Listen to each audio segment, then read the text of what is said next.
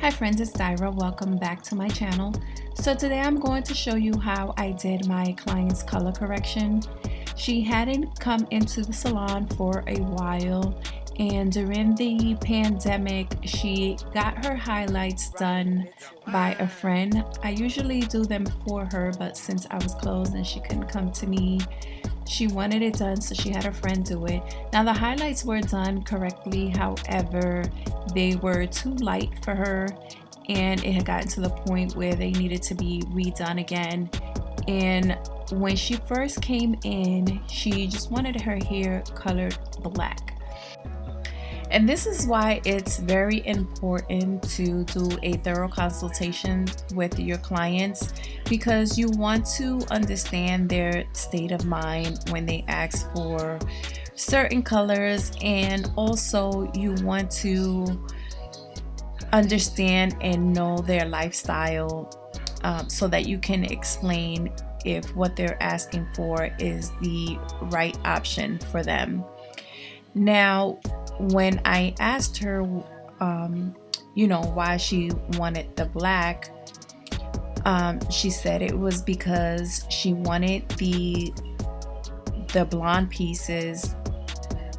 The blonde color was just too much for her, basically. She was saying it was too light, so she wanted to try black.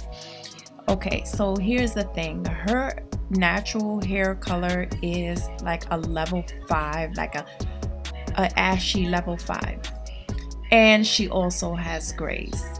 So if I was to color her hair black, which she could have very well done, as soon as she had a little bit of new growth, it was going to be extremely noticeable, because her natural hair is lighter, and then she has the grays, which, as we all know, the white against the black is a drastic contrast. So most times when people color their hair black, they are constantly dyeing their hair as soon as they get a little bit of new regrowth, because it's very noticeable.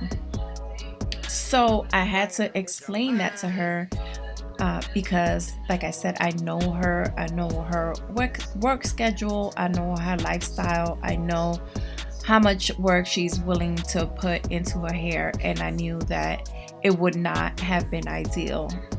If she wanted it and absolutely said, no, I want the black, I'll come in every week, then of course, I would have done it. But I had to make sure that I explained to her what she was signing up for.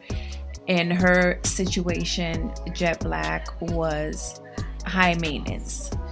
So with that conversation, she pretty much let me know that she just was tired of looking at the bright blonde. So I told her that I can tone it down, and then also give her a money piece in the front to kind of camouflage her grays when they grow in the front, so she won't be able to see them so much, and she'll have an easier grow out. So she was happy to settle on that for now until she can figure out what color she wants next. So what I did in the back, I know we're to the front now, but what I did in the back was pull out as many blonde pieces as I could, and then I toned them down with a Demi 6N, and I put them in foils, so I can keep them separated, because I didn't want to get rid of all of the highlights. I still wanted to leave her some highlights. I just wanted to remove a large amount of them so they wouldn't be as drastic as they were. And then in the front, as you see here, I'm taking baby lights, and I am doing those back to back in the front for about 3 to 4 foils. And then after I get those in, I am doing the same 6N that I did in the back behind those. And the reason for that is, in order for the money piece or this lightness that I'm putting in the front to really pop, there has to be darkness behind it. Light colors won't show up as light if there's not a darkness or that depth in there to make it shine. So that's what I'm doing. I put in the blonde and then I put in the dark pieces on the rest of the side, and I did that for the top as well.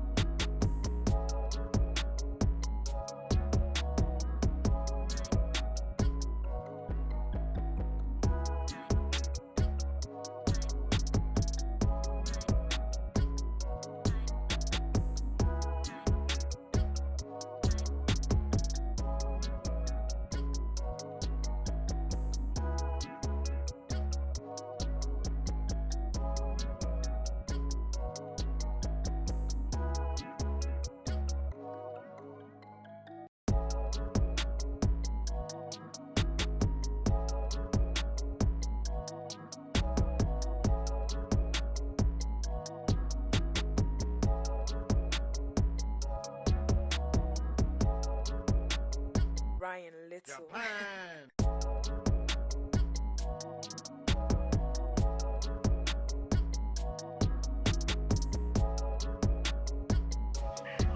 So after I rinsed the color and the foils out, I did go in and tone her hair, and I did use two different toners. However, off the top of my head, I can't remember, so I will have to look it up, and I will place that down in the description box.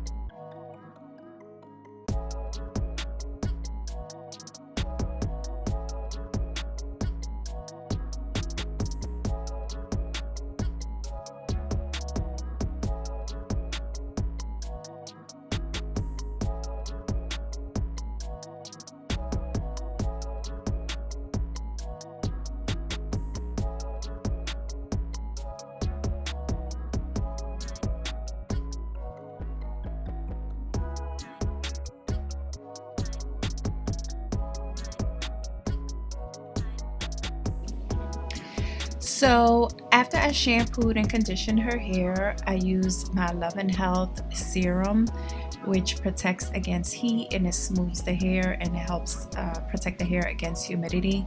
And then I blow dried her hair using my round brush.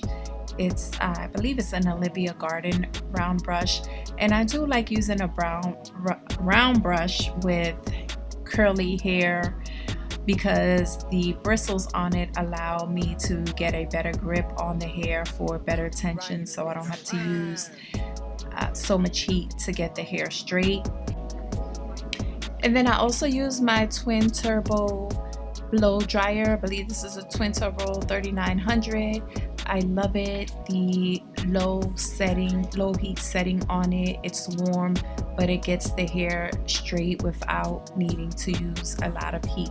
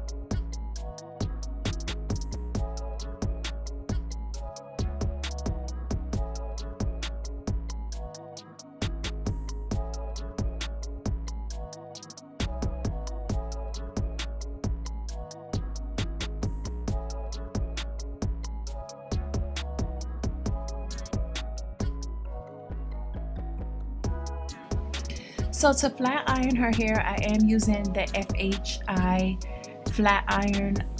I'm not sure what size this is. I've actually had it for a little bit, but I just started to fall in love with it. I feel like with every FHI flat iron that I have purchased, you kind of have to use it for a while before it gets really good. Like, it's like a black skillet, you know, you gotta oil it up and burn it up a little bit before before you fall in love with it. That's how I feel about the FHI. But now that I've used it for a while and kind of let it heat up and burn for a little bit, I think it works well.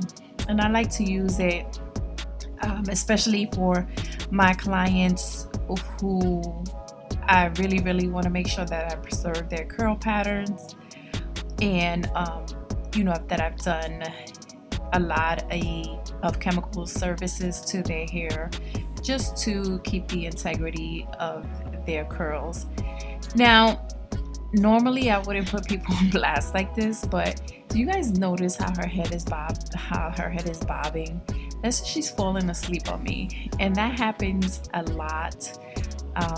I just don't point that out in my videos, but I want to point that out this time because I always get comments about I'm being heavy-handed or I'm pulling on my client's hair, and that's not the case. These videos, because the services are so long and I want to show you guys as much as I can without having you guys fall asleep, I speed up the video, so this whole video is sped up. So when you speed the video up, it looks like you're being a little bit rough, but I'm really not. And you know, I just wanted to mention that as proof. My clients fall asleep in my chair. I am really so light-handed. So anyway, so now I'm up to the trim. I was going to trim it using my fingers as a guide, but I figured that the camera wouldn't be able to see, so I just kind of free-handed, and I'm also trying not to cut my cape, which I have done various times while cutting a straight hand like this. But yeah, I wanted to go through and get rid of as many split ends as I could. Like I said, it had been a little while since she had come to see me, so she was in need of a nice little trim to just clear up all the thin ends and all the split ends that she had throughout her head. So I did go through and clear that up for her. Ryan Little.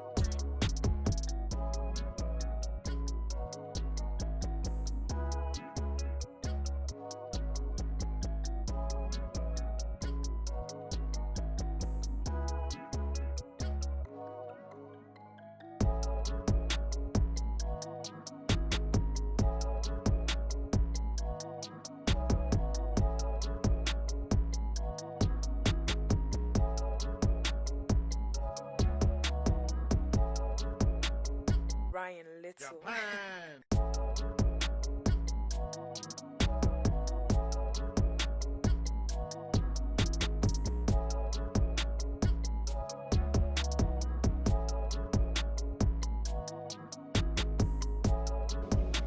So after I put some light curls in it using my Babyliss Prima 3000, I did spray some of my Love and Health Shine Serum, which also protects against humidity. It works well with the serum. If you're interested in purchasing those, I'll link it down below as well. So then I just combed through it, and this is what the outcome was. She has the nice golden pieces in the front to help camouflage her grays, and then we toned down all the blonde that was in the back, but they're still in there, and those help camouflage the grays in the back as well. The grays kind of act as a highlight along with the blonde pieces. So now she has a nice refreshed color that she can enjoy for a little bit until she decides if she truly does want to go black, or if she chooses to go in another direction and get another color after giving it some thought. So yeah, this is the finished look, guys. Please make sure to leave any questions or comments down below. Please like the video so that YouTube can share it with others. Again, I appreciate you guys watching. I always do. I read each and every comment. I do not take your choice of watching my video lightly. I greatly appreciate each and every one of you. Thank you so much for watching, and I will see you in my next video.